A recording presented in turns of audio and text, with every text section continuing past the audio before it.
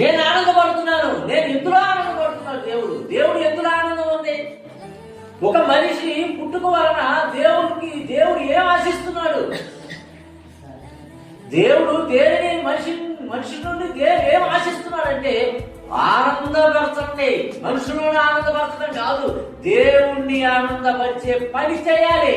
నేను అంతకుముందు చెప్పాను లోకసువార్త 17వ అధ్యాయం, దేవుడు 15వ అధ్యాయము 7వ వచనం, 15వ అధ్యాయము 7వ వచనము. లోకసువార్త 15వ అధ్యాయము 7వ వచనము. అటువలే మారు మనస్సు అక్కరలేని 99 నీతిమంతుల విషయమై కలుగు సంతోషము కంటే మారు మనసు పొందు ఒక్క పాపి విషయం పరలోకమందు ఎక్కువ సంతోషము కలుగును.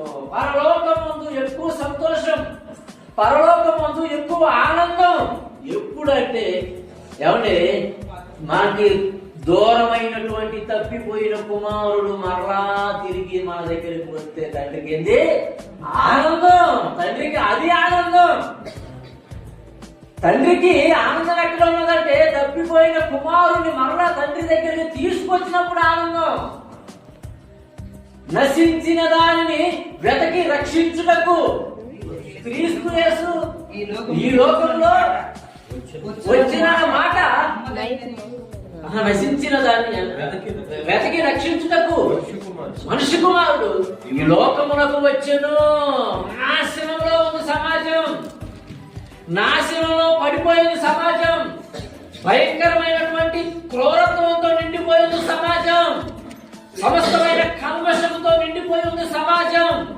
ఆ సమాజము నశించిపోయిన సమాజాన్ని వెతకి రక్షించడానికి ఆయన ఈ లోకములోనికి పుట్టాడు, ఈ లోకములోనికి వచ్చాడు. నాశనాన్ని ప్రోత్సహించడానికి కాదు, పాపాన్ని ప్రోత్సహించడానికి కాదు యేసు పుట్టింది. పాపం చేయండి అనడానికి కాదు యేసు పుట్టింది. యేసు ఎందుకు పుట్టాడంటే పాపముల చేత అపరాధముల చేత చచ్చిన నిన్ను మరలా బ్రతికించడానికి యేసు పుట్టాడు. పాపముల చేత అపరాధముల చేత చచ్చిన నిన్ను యేసు బ్రతికించడానికి పుట్టాడు. నిన్ను బ్రతికించడానికి ఆయన చనిపోయాడు.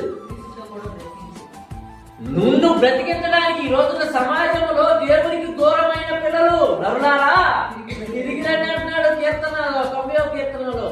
దేవుడు భూమి మీదకి దేవుణ్ణి యేసుక్రీస్తు ప్రభువారిని ఎందుకు పంపాడంటే చెదిరిపోయినా తప్పిపోయినా నాశనం